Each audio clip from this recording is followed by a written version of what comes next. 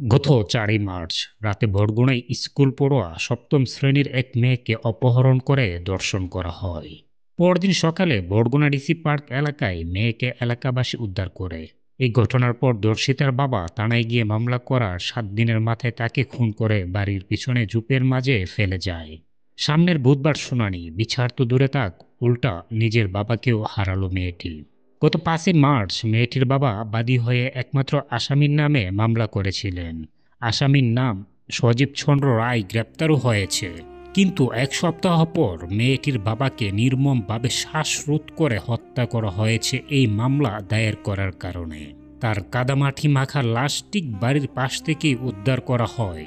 নিহতের স্ত্রীর দাবি, আসামি সজীব চন্দ্র রায়ের বন্ধু ও স্বজনেরা এই হত্যাকাণ্ড ঘটিয়েছে।